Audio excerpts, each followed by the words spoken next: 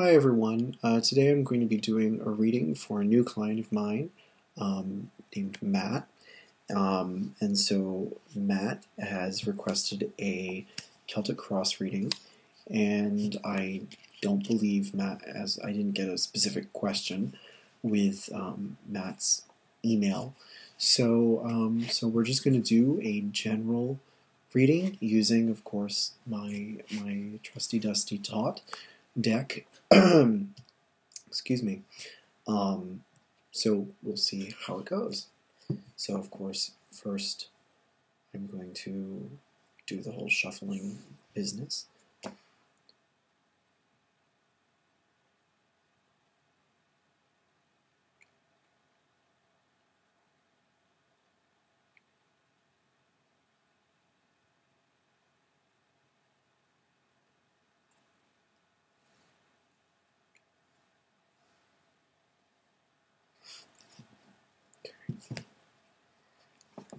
I think it's important to invoke or pray, center yourself, whatever you prefer, before you do a reading for someone else or for yourself. I mean, whenever you do any kind of reading, really, if it is an important reading for anyone, it is important to have a little ritual that you do. I do as might be predictable, I do the traditional Golden Dawn. I invoke the business, which I have found works very well for me. And I find that the readings I do when I've done that are a little more, I suppose, accurate or meaningful. Okay.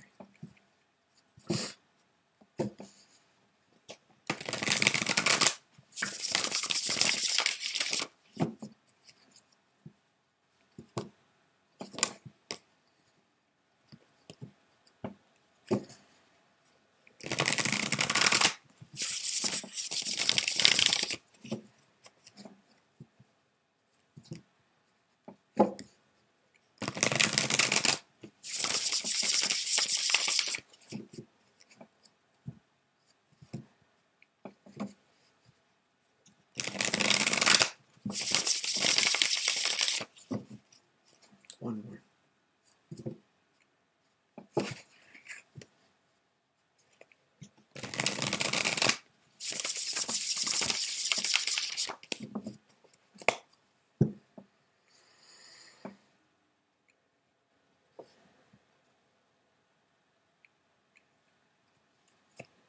Okay. So of course I've cut into 3 piles, and then I just take the middle and work like that. Okay, so of course already we see your bottom card, which is the Lovers, and we'll see exactly what kind of connotation that has when we lay the rest of them out. Your overall situation is the 8 of Swords, the Lord of Interference. Crossing you is the Princess of Discs. Crowning you is the Fool. Your root is the 7 of Wands, the Lord of Valor. In the past, or what is passing away, is the Magus. And coming into the situation is the 5 of Wands, the Lord of Strife. Now, how you see yourself is temperance, or rather art. Your environment or outside influences are the universe.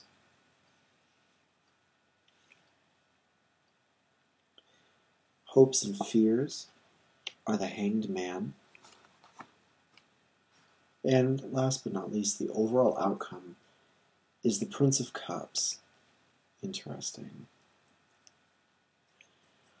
Okay, and again, the bottom card is the Lovers.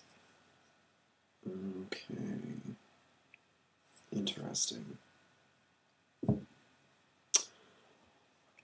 Okay, Matt. here's what I see. I get the sense that something fairly big in your life is coming to some kind of overall conclusion. And that would be represented here by the universe. And I think that you, like most of us, get, as you're seeing this kind of come to a close, you are having a hard time figuring out exactly what decisions you want to make about the next step. That seems to be the clearest thing to me, as indicated by the Eight of Swords in the overall situation. The Eight just seems to represent you as being kind of confused with a lot of different options in front of you, or a lot of different details that need to be taken care of as this concludes. Now, I can tell that this is something, whatever this is, and it seems to be possibly school-related or something like that, where you've been training for something for some time. It could be like working towards the completion of a degree or a license for something, anything like that. And I get the sense that this is something that you have put a lot of energy into, and sometimes it's been really frustrating, perhaps particularly now. There's something that you feel like you have to fight for, and I'm not quite sure what that is. But I'm also getting the sense that your beliefs, in a way, are on the line. You do have a lot of major arcana in your reading, and so that does indicate that this is a big deal. There are a lot of major aspects, not to repeat the word major, but there are a lot of big ideas in your reading, which makes it a little intimidating for me, but perhaps also for you in terms of the situation itself. It does say that you have recently or in the past been particularly creative as a person, or perhaps in regards to this situation. You've been very creative, you've been very skilled at what you do, and that's indicated by the Magus. The Magus tells me that you have perhaps been recognized as being very talented in whatever field you are in. And so perhaps this is why you feel so strongly about something. And that is again indicated by the Seven. The Seven of Wands to me always feels like, sort of like the hill you want to die on, in a way. We use that expression usually in the negative, is this really the hill you want to die on? And I think for some things, yes, some things we do believe in so much that we are willing to give up a lot of our time and energy and strength to them. And I think that's sort of where you're at as far as the Seven is concerned. And I think you, perhaps what you're concerned about is that you've put all this effort in and you don't want to see it suddenly end and not continue in any way. That's sort of just the hunch I get. I might be wrong about that. Okay. How you see yourself is interesting given all this. And you see yourself in terms of temperance down here, which is the sign of Sagittarius. So on one hand, I can sense that you have a lot of vision in general. I think that you probably are a pretty idealistic person and someone with a lot of big goals and a lot of big ideas. And I think that, again, that's the real basis of all this. And I sort of get the sense that you feel like, or you see yourself as having, at this point in your life, you have, in a way, played your cards right, or you've, moved your pieces in the right way, and you have sort of fit all the elements together well so that you represent a very strong package of skills and abilities and experiences. And again, I think the emphasis on art is that those need to be, that total package that you've kind of created out of yourself through a lot of really hard work, it needs to go somewhere new now. Now that you've sort of perfected, in a way, your skills, you've refined them in a way, and you have you've certainly matured a lot, I think, is what this is also saying, throughout this process. I think, again, the question is, what exactly do you do next? Now, I sort of get the sense, and I don't know, you can correct me if I'm wrong, excuse me, but the Hanged Man is very interesting to me in terms of your hopes and fears. In this case, I mean, if I had to read it as a hope, which it does not seem to want to be read as in this case, I've read that this is such an interesting card position because usually what we hope for is somehow what we also fear. And that can be true, but I think in some cases I have just not found that to be true through experience of using this spread for years now, and just not, that doesn't quite always ring true. And I think really the Hanged Man represents more of a fear. Your fear is of being limited. You have a lot of potential in you, and you know that. And you're afraid that other people are not going to let you, or circumstances are not going to let you fully develop into the person that you want to be. And I mean, I definitely get the sense that there might be specifically other people that may be muddling this up for you. I mean, I sort of get that sense. I don't fully get that sense. It might just be a situational thing. It could be a resources thing. Like, I know for me, my personal crisis right now is wanting to move to a new place in order to, really start a real career. And I can't really do that because I don't have the resources to do it in the first place. So it could be a similar situation like that for yourself. I don't know, again. If I were to read it positively, to return to that thought, I would say that part of you perhaps wants to do something that is altruistic in terms of your career. Maybe you want to be particularly giving with your talent, or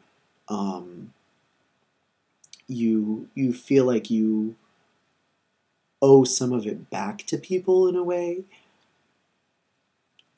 Again, I could be wrong on that. In general, the overwhelming sense that I get from that card, though, is that you are not happy in any way, shape, or form with being restricted, and there are a lot of restrictions being placed upon you. And I think the primary one is a mental one, because of the Eight of Swords' influence here. Your entire, now that I look at it, your entire central cross, if you take out the Princess of Discs, is air and fire. And again, I think that just re-emphasizes the fact that you are a very feisty individual too. You have a lot of drive and a lot of ambition.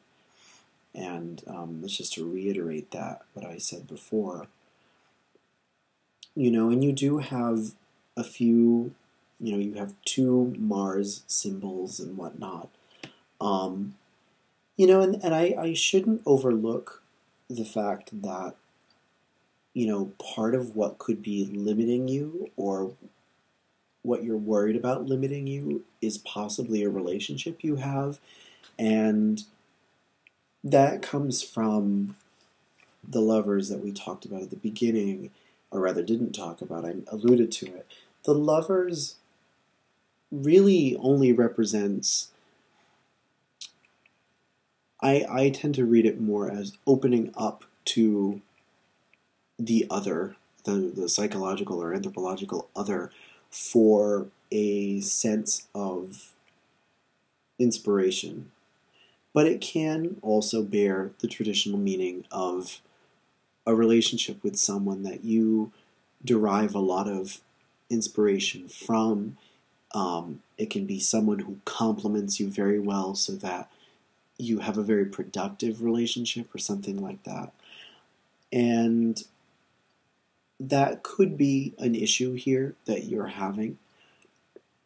That, I sort of the picture I have in my mind is that you've been working really hard at, getting your career together, either by, going to school or something like that. And, at this point you perhaps want to do something bigger and better with it now that it's finishing. But you have this relationship on this in the background, not really in the background, I shouldn't say that. But, you also have this relationship at the same time that is also meaningful to you, but, you also don't want that to become a fetter on you because you've worked so hard yourself. And that, that could be the other representation of art as well. I think to read it at a different level, it's interesting because art and the Lovers actually constitute a pair. But it could also mean that you feel very attached to your significant other if you have one. And again, it does not have to necessarily be a significant other. It can be a family member who you have a very close connection to. That's not the sense that I get, but again, it could be. It could be a sibling, a really close friend. Either way, you have a very intimate kind of relationship with this person. And it's like, it might even be like each other's thoughts sometimes. I think, art in general could represent, in addition to the fact that you've sort of, again, played your cards right, it could also say that, in terms of your relationship, you feel very, very connected and unified with this person. You've constructed a life with this person, and it could be a long-term relationship in which you might have lived with each other for a while. You've probably pooled resources together, and that sort of thing. You've really worked on putting something together that's real with this person and more long-lasting than a small drive-by relationship. Okay, so that's the overall story. Now, what the advice for you is and what you're going into is interesting. For your advice card, again, is the Fool up here. And again, the Crown is sometimes often seen as the best possible outcome for the situation. But I tend to read it, and I know others do too, and just this is, again, from experience, I tend to read it more as the message for you from this situation, or rather for the message for you from, I've heard some people call it from spirit.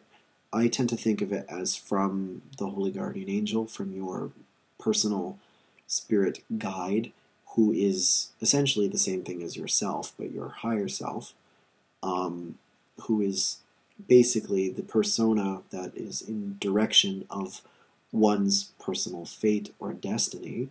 And so essentially, if you consider all things are allegory, all things are a lesson, life is a lesson, then the Fool is your lesson for this situation, okay?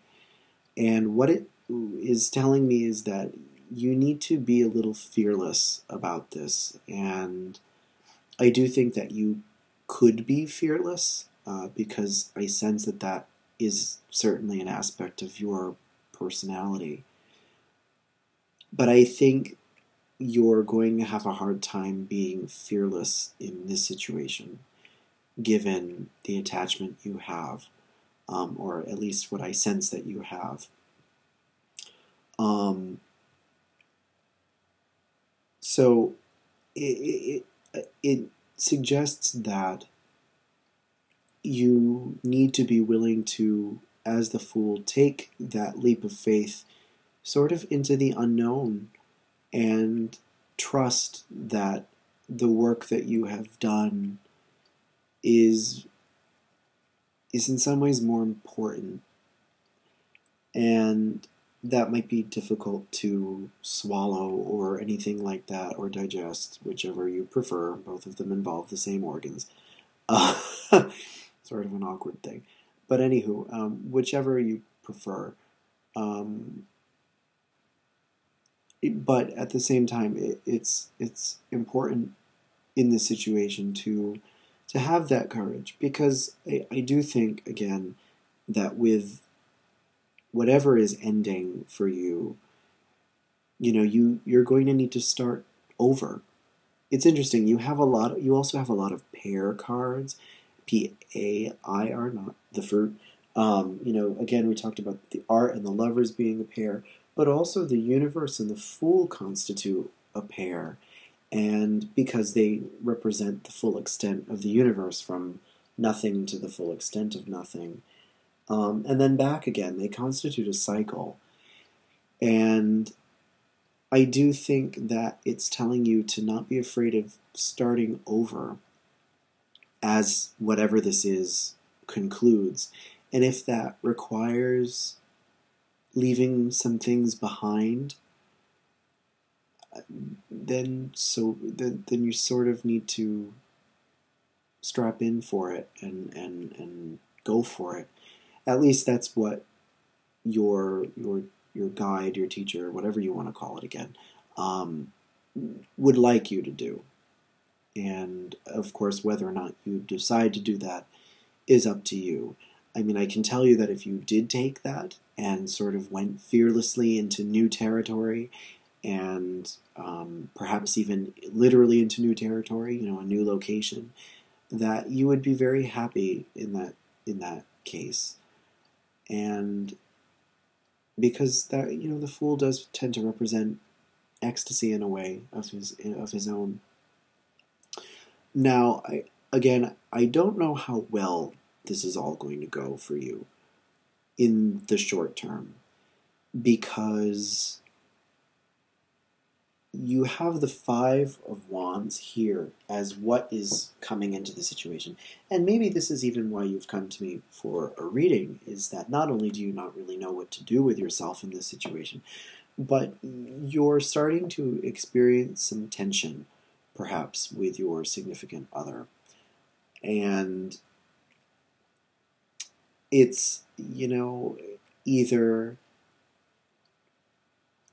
I don't know if it's you who's doing the kind of nudging into action, saying, when I finish this, we really need to, if we're serious in our relationship, we really need to make new plans, and we really need to do stuff. And I don't know if you're the one trying to push her in a direction that she doesn't find comfortable, or he doesn't find comfortable. I don't know what your orientation is, and I'm not going to ask. But anywho, there, or it could be he or she, your significant other, who is giving you some problems, as far as, not being cooperative per se about the situation, and I think that that is going to be where the focus of this starts to shift for the time being. It isn't going to necessarily resolve that way, but for now, that's sort of what is starting to happen in this situation. Some kind of conflict is starting to emerge because of all the details that you're thinking of, and because of all the mess that this is. This does seem like a very complicated situation. Whether whether I'm right or not. I mean, of course, I hope that my intuition is serving me well, and of course, I encourage you, if it is not correct, to please get in touch with me, and please, of course, send me some further details about your situation, and then hopefully I can reread this based on that and sort of reevaluate it and try to give you a better description of what this might be advising you to do or not to do. And anywho, so again, conflict is starting to bud up in this situation, and it's starting to become a little tense. And that's interesting because I think you didn't really expect that either. Perhaps there's an element of surprise to this as well, because you do seem to be very well connected with your significant other, perhaps even your spouse. I mean, you might even be married. Again, the lovers could represent that more directly. Same with art as well, So, again, there's that tension arising. The overall outcome for this situation is the Prince of Cups, which is a really interesting outcome because it is a court card, which means it's supposed to represent a person or a personality. And I think in this case it shows what kind of personality you're going to go with in this situation and the actions that are going to arise from it. The Prince of Cups is known for, in this deck, not necessarily in regular tarot, or rather in weight-based tarot. I don't know how familiar you are with the jargon, but in more general tarot, the Prince of Cups doesn't, or Knight or King of Cups, whatever system you want to use, does not tend to have this representation. But the Prince of Cups is described by Crowley as essentially supplanting emotion for in some ways, the lust of their own intelligence and their own personal ambition, which tends to be really, in some ways, a little ruthless, is this sense that Crowley has of him when he's writing about this deck.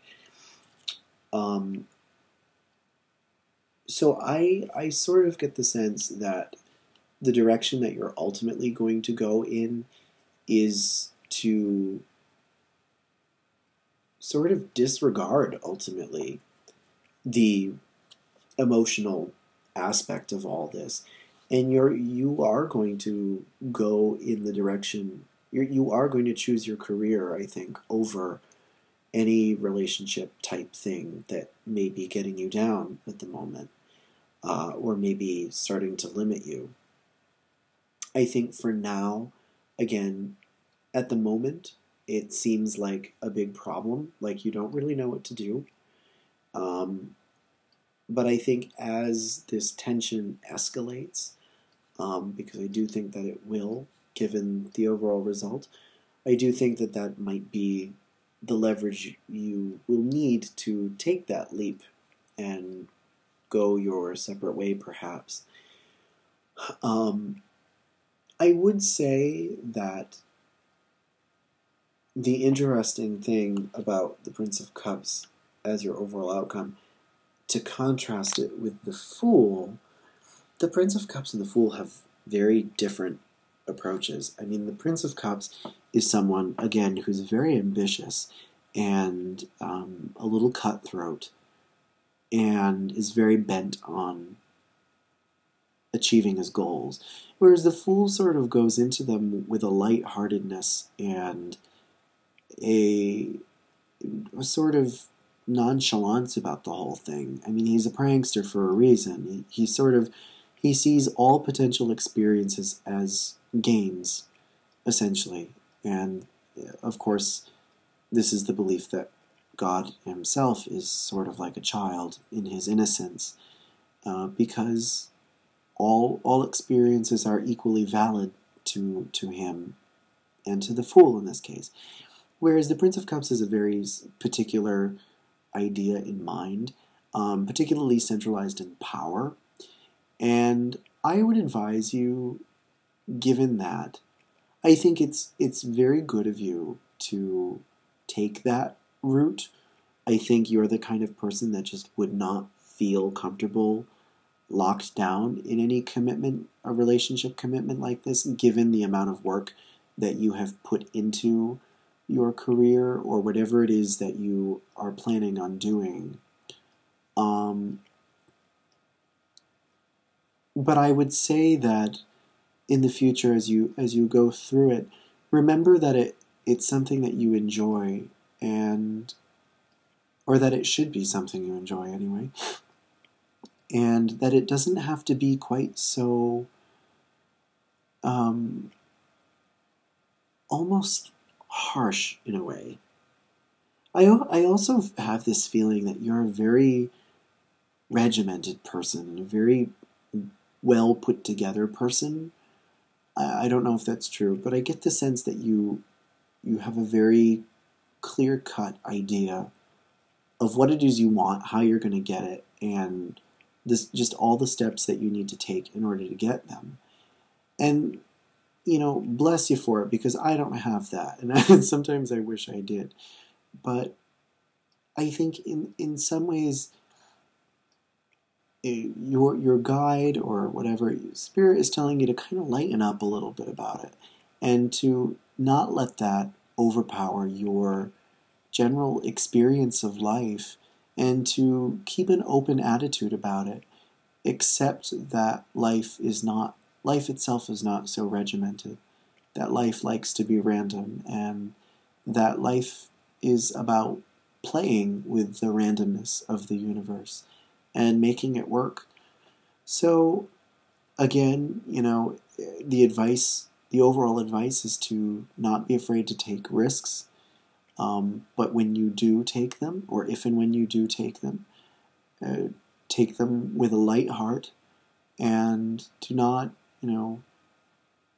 particularly I want to say don't bear the person a grudge for perhaps having issues with this culmination that you're going through, with whatever new plans that you're trying to make for your career. Again, I would say, don't bear them a grudge, because the Prince of Cups being part Scorpio and myself being a Scorpio, I know how Scorpios think, and so part of the Prince of Cups might eventually turn to brooding about, how the other person was not supportive of you, and how they were in the wrong all the time, and how, and that can fester and become ugly, and you don't want that. I think, again, the Fool is telling you that whatever happens, it is best for you to not take it seriously, really, and I hope that makes sense to you, and I hope that all that I have said makes sense to you. And again, I encourage you, if it does not, to please let me know. Okay, so that is essentially all I have for you, based on what I see. And yeah, I hope that this was helpful, and wasn't too much information or anything like that. If you have any questions about this situation and about these cards specifically, feel free to ask. I will not be able to answer other questions about totally different things based on this reading. Some people ask that, and that's just not how this spread works. So yeah, again, thank you very much for your request, for your purchase. Very much appreciate it. And I wish you all the best in all of this. Congratulations, I think, for whatever it seems that you have accomplished here, because it is a big deal for you, and I think that's wonderful. So just, take it easy, basically, with this. And again, best of luck, and all best in general. Bye-bye.